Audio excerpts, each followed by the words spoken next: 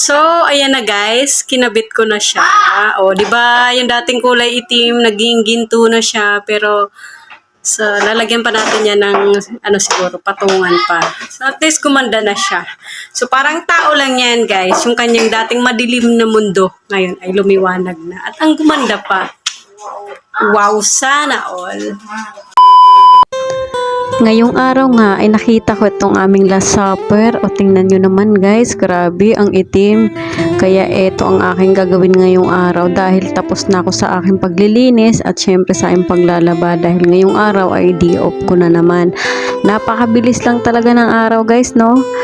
Kaya ito yung aking gagawin ngayon. Actually hapon na to guys. Kaya gusto ko na sana magpahinga pero naisip ko ang tagal ko nang gustong gawin to. Kaya lang talaga hindi ko maisingit kasi minsan inaabot na ako ng katamaran.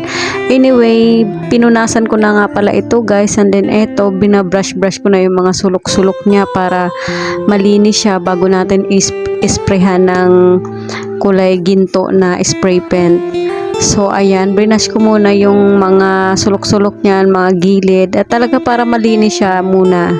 At ayan na nga, kinuha ko yung spray paint. At talagang napaka-quality niyan guys. Ang gumanda nga siya after nun.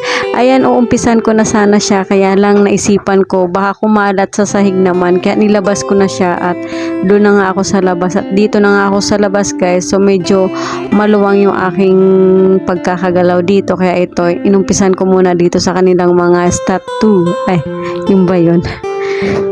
Kaya eto na nga siya, oo, inumpisahan ko na siyang i-sprayhan.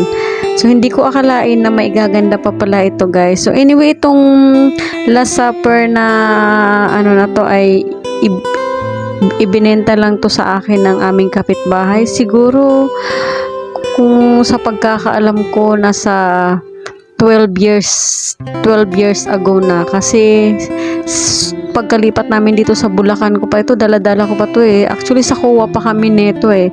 Ibinenta to ng kapitbahay namin dahil nag-away sila mag-asawa at ayun na nga, umuwi sila ng probinsya.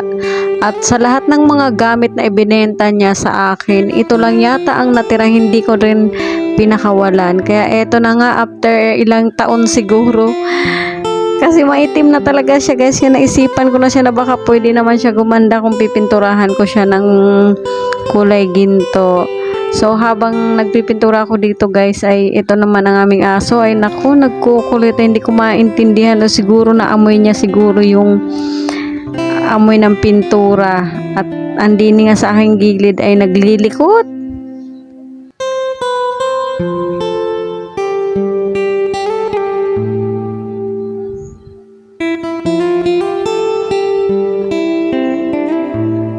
So, ayan nga si Luna, oh. Pagulong-gulong. Hindi mo siya maintindihan talaga.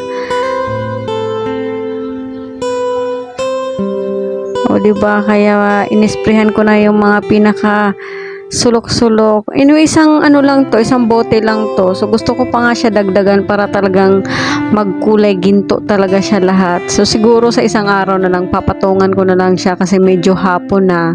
At saka, tinamad na rin ako pumunta ng palengke kasi isa lang talaga yung binili ko.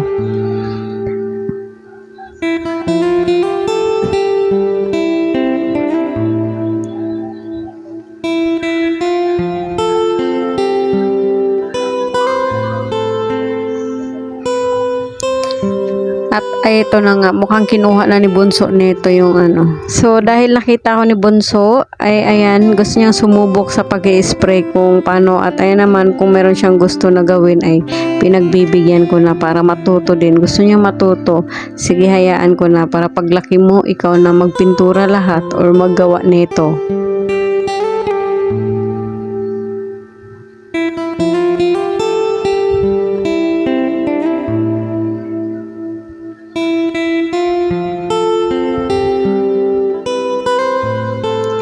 Ang dami kong audience dito guys, oh, may mga bata sa aking gilid.